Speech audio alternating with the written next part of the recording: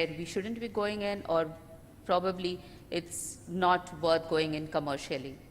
And also identify the maturity of technology, whether it can go further or the technology has achieved a high maturity level where we cannot, maybe we don't have a chance to do too much there. It helps the organization to identify whether I want to go there, or I should move away from that and do something else in the same, maybe in the technology or related technology area. For example, we have a technology called carbon black. We manufacture carbon black. That's one of our biggest products from Aditya Birla Group. And carbon black has been there for several years. It's a byproduct that comes out of the petroleum industry. And now carbon black has a huge application in terms of tires and a lot more products where the black color is required, including the phones and bags and whatever. Now, over a period of last maybe decade or so, carbon black is getting replaced. There are specialty applications where carbon black is being replaced by other competitor products, and that's an area probably our group company should be addressing. That's just one example, but similarly we have a lot more. There could be environment-friendly processes, not so environmental-friendly technology, a product that may be just going off the market. So those are the things that we understand from this, and we need to.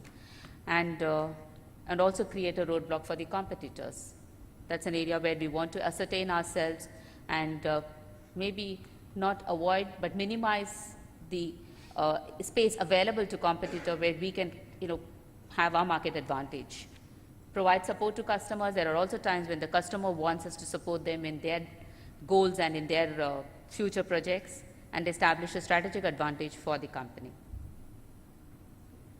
Benefits is more in line with the goal. These are the results that we get out of working on the need and the goal. We build innovation companies, innovation focus for the companies, industries and countries when we focus on technology development and identify the technology that's existing and the future possible technologies. And we also create technology leaders along the way, people who are experts, who understand the technology, and also we have a well-defined IP strategy in place within the organization. Identify unique selling points for the companies where we can probably plan the next few years strategically, that this is going to be the USP for the company next 5 years and it's going to stand. And that can be probably thought of once we understand what is existing, what was in the past, and what is the future trend that's happening. And determine strengths and weaknesses for patent portfolios that we have within the organization, and inhibit competition, as I said, against companies' existing products. Define companies' knowledge both internally and to customers and other stakeholders. Sometimes we are not able to convey to the customers because our patent portfolio and our strategies are not very clear to the customer, because we have not been really focusing on creating an IP strategy.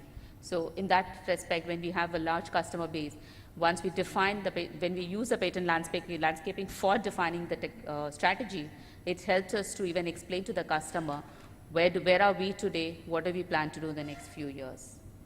And it also facilitates use of IP information as a research resource. This is some strategy, this is a slide which I would like to spend some time on, because this is in real terms on how we do patent landscaping, at what stage do we do patent landscaping in an organization, and what are the possible pitfalls when we don't do it the right way. Ideally, when we want to align with the business strategy, a patent landscape or a patent study should come right in the beginning.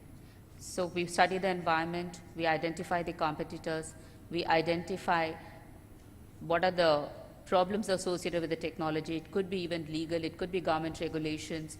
So there would be a need to move away from what is existing. Accordingly, define a strategy, convey to the organization, the teams, the stakeholders, right from probably the R&D scientist until the marketing team, where everybody plays a role and everybody has a need as to what they want ultimately from the R&D teams. Identify the relevant IP which is of importance to us, which may bar us from working on something, which may also provide us an opportunity to create something new. Plan the research accordingly, and then protect the IP in the jurisdiction, in the market areas that we want to be in. Often not, we find that it doesn't happen that way. in many organizations, we find the research team work independently. As we just had in our earlier session, we did talk about there are always R&D scientists who don't want to discuss information, who don't want to share information, and then they work in silos. They have a certain perspective, they have a certain understanding of the technology, and also on the competitor, and so they believe that this is what they want to do, and they want to hand it over to the manufacturing for producing and the marketing for marketing. So when they do this, what happens? When we initiate the research, we review what's come, we think there is something there that the marketing and the manufacturing can use, then we define what is there for them to use, and then we explore protection opportunities. And then at that time, when we try to do an IP assessment, we find that we do not have very often a freedom to use the technology, leave alone protecting the technology. Then what the problem then is that we not only do not have an opportunity to protect what we have and establish our marketplace advantage, we are also not able to use the technology, and we have probably wasted about 2 to 3 years or more in trying to work on something which doesn't give us any benefit. This was a slide that I came across while just searching for this presentation, and I found this interesting, and although it's for the academic research, I thought this very well defined an internal patent landscape process and how it benefits the organization. This, of course, is from Thomson Innovation patent analyst Bob Stembridge, and he has presented this in a conference. So what he says is there is a research and development happening.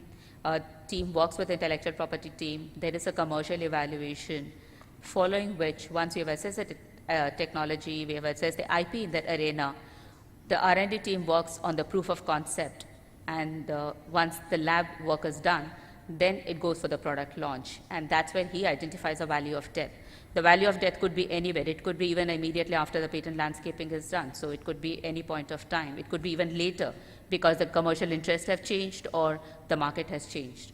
But ideally, he says it is here, and then once product launch, then there is a competitive assessment, business strategy, and then the product launch, and then becomes a success as a new product and then as a business. Now, I think this is true for corporates too in a way, because although academic in this case is still only till proof of concept, then they license it out, and in-house R&D also works on similar lines. Although probably in a corporate environment, a lot of the inputs also come from the marketing, the production, and other stakeholders, including the top management, who all have a say in what they want from the R&D. So how does it benefit in the sense in a corporate sector? How do we look at landscaping, and what do we derive out of it? Also, and what compels us to also look at landscaping? There's a lot of M&As happening. We are always licensing in technologies. We are acquiring companies. We work with different organizations. We also spin off technologies, companies, business areas, portfolios, could be anything. So all this makes it imperative for us that we do a patent landscape. And there is also an increased pressure to monetize patent assets. This, of late, even in Indian organizations, we are asked, okay, what do I benefit out of this? Okay, you have filed 20 patents, you have got 10 patents granted. What is the benefit? Can we translate it into money? Even in an organization like us, which is completely a commodity product, we don't do any specialty product. Even there, when we have patents, we have 20, 30, we are asked often, how do we translate this into money? What do I benefit out of this patent? And also open innovation. We need to understand when we want to collaborate with others and we want to work with universities and other organizations, and it's important for us to understand what are we going to do with this patent information. And there's also an increased assertion and infringement notices. Yeah, it's on last slide. And increased need for competitive tech intelligence, what the competitor is up to, where the intelligence is head, what are the newer overlapping technologies that can affect the market share, which inventor groups are most active in a technology space, and how is their focus shifting over time. And just one small slide I thought I would talk on, how do we develop the system within a corporate sector? We generally have to look at sensitizing the teams across functions. This, I think, is the most difficult part of the process. Creating friendly and enforceable system. Often not, we have systems in place and we find that's not friendly enough, so generally scientists walk away from that and they're not comfortable using it. Ensure support from the management, that's important for us, and also an awards and rewards scheme for the scientists so that they work with us and partner with us in developing an IP system.